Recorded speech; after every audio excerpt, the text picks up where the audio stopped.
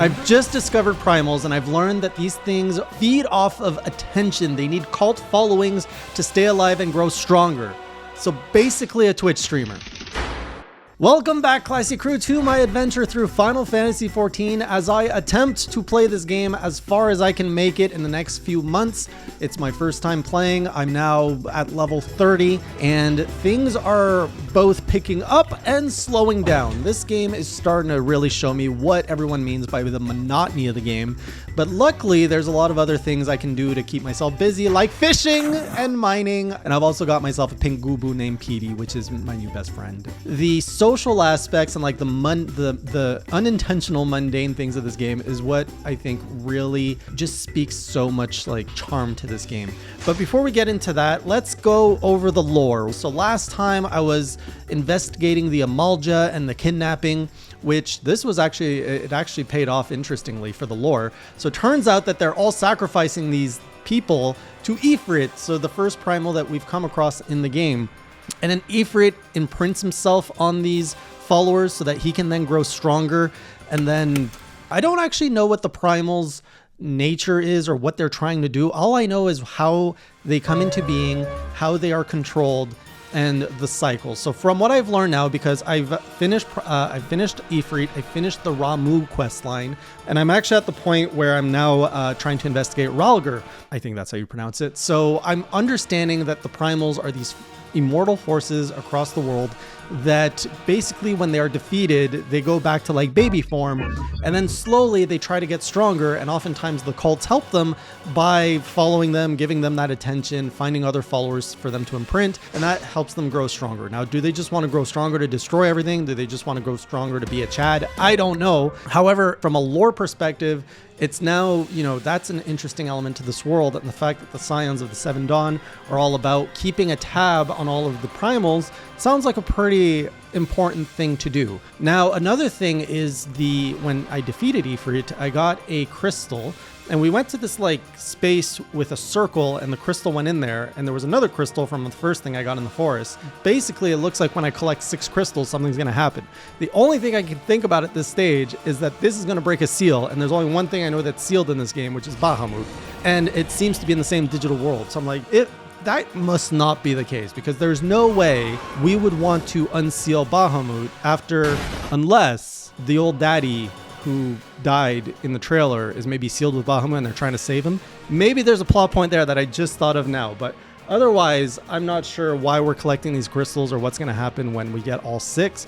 I understand that there are more than 6 primals, so what's that about? Why is there I don't know. There's more questions than answers at this point.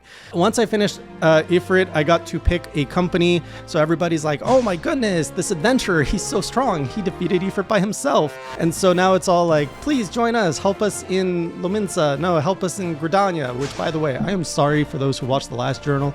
I realized I was saying Gridania incorrectly every time. I think I was calling it Grandia. Anyways, and then there's the folks in Ulda who are like, no, join us. So then we go on this quest to go listen to all the leaders make a really long speech about what their nation stands for, what they're all about. Basically, the Gridanians, they're all about living in harmony with everyone, being a defensive spirit, aka boring. Then we've got the Ulda, which is the fire of passion, and about bringing all the resources and building better, stronger, sort of. Then there's Lominsa, which they're kind of screwed because they're getting boxed in from all sides. They got monsters, they got empires, people backstabbing them. Literally nobody loves, or nobody seems to be an ally of Lominsa. So there's a lot of problems to be had there. So I ended up picking the Immortal Flames. It's what spoke to me the most. I do like that passion, that fire of Ulda. I love the music of that place. I'm tired of the woods, and I'm not into pirates. Sorry, pirate fans. I also got introduced to these twins, which are very mysterious and weird, and they're kind of giving off vibes of being very important characters, especially the lady twin, who doesn't say much. Those are usually the ones you want to keep an eye on the most. After that, we saved 2 new key characters, which is a staple to all Final Fantasy games. We got Wedge and Biggs, which I was pleasantly surprised to see those characters here. They're engineers, which seem to be working on airships. Now they're with the Scions of the Dawn. Scions of the Seventh Dawn. Is there an acronym we could do? Scions of the Seven Dawn. I don't really know much about the plot there, but now I have unlocked company points. I don't know what they're called, but basically now if I do like company challenges or quests, I can farm this other currency to get other goodies, one of which was a chocobo license, which was very important to me because I am tired of walking. My legs are tired of going all over this world. So I got my chocobo finally, and as a true HeyJ staple, he is named Classy. So Classy has entered Eorzea as a yellow bird, and I've actually done another quest which lets him fight in combat with me, and I've set him as a healer. So now he is actually proper true Classy. So with that out of the way, the next spot was to go to the Salad Folk, aka the Sylphs in Gridania. Oh my goodness, reading that out loud was a struggle. Finally, fresh air. Mayhap not so fresh, but better than before. So the Salad Folk don't trust the human folk, and we had to do a lot of questing to get their trust. And this questing, there were side quests to the side quest to the side quest to this. Like, we went all over the land, all to learn that the Elder Salad is wilting in a dungeon somewhere and we have to go save her. And so that was the next dungeon, which was the Thousand Maws of Total Rock. This one was a pretty straightforward dungeon. Vibes, pretty cool. The whole spider and the green, like, icky stuff. I was really expecting a spider boss at the end. Very disappointed it was just scorpions. So overall, the dungeon didn't leave much of an impression on me. The thing I got the most impression on is I actually remember to use my limit break this time, to which I was like, yeah, limit break. And everyone's like, no, you used it on the wrong part of the scorpion. I was like, oh, come on. Anyways, there was like no cool animations or anything, so the limit break was very underwhelming. After that, we got reintroduced to a dark figure who was talking all mysterious about doing some stuff, and then the SSD were all like, hey, those people aren't cool, what are they up to? We should probably keep an eye on those people. So we have Sinister Hood Group, we have Nero and the Empire. We're starting to learn who our villains are, and it sounds like they're all invested in making these primals more primal, if you know what I mean. After that, finish that quest, save the senior salad, and we are off to Alamigo to find Ralger. Now, Alamigo has a very interesting backstory from what I've learned. So this is apparently a territory that's been conquered by the Empire and was never freed. So everyone that used to belong to Alamigo is now basically trying to find a new home. Some of them are living in a mountain called Little Alamigo. Otherwise, they're pretty much shunned wherever they go. So interesting plot point there. Very curious to learn more about what the Empire is doing there, why they invaded there. While I was doing all this, as I hit level 30, my Archer quest line came to an end, and I have to say there's really not much to say about these class quest lines. Like, the whole quest line is like, oh, there's a little kitty girl, and there is a very angry Loki kind of guy, and then the kitty girl, we win her friendship. The broody Loki guy, did we win his friendship? I don't think he'll ever acknowledge it.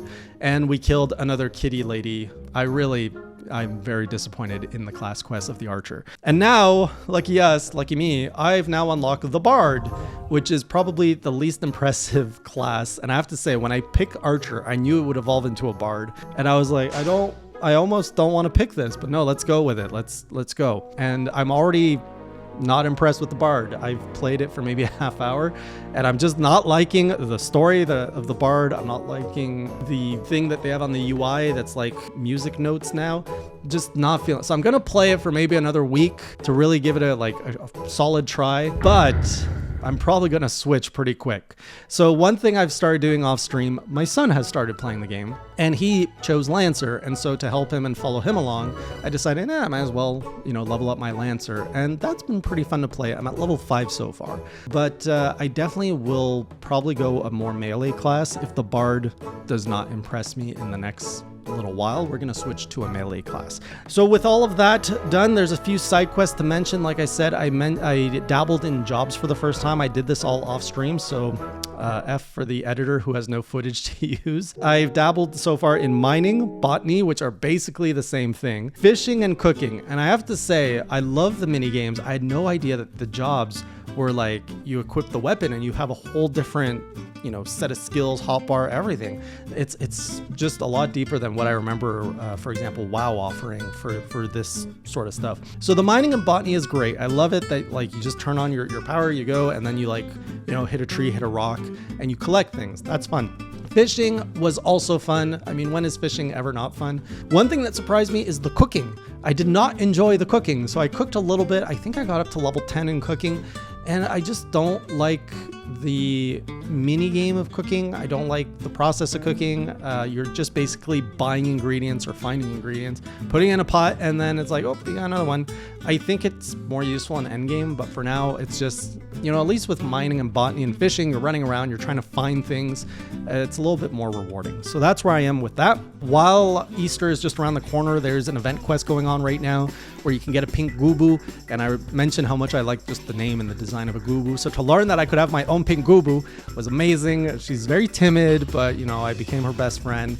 And now we roam the land together, just Petey and I. And she has this very cool trick that she likes to show people when she feels comfortable. She puts out some eggs and little bunnies comes out of eggs. And I really hope that you support her because she worked really hard on this little spectacle for you. And she's just trying to bring cheer to the world. Gubu and I, along with Classy, are now roaming the land with our little Swifty ship.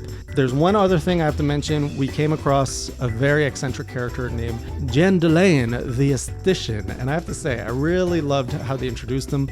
He is a quirky character, very I don't even know the word to describe him, but he's a lot of that.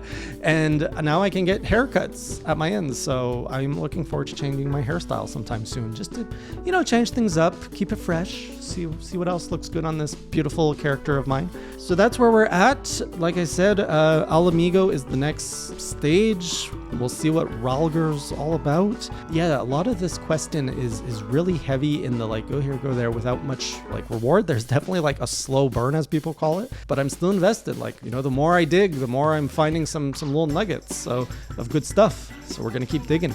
And I will see you on the next journal as I make more progress. Until next time, keep it classy.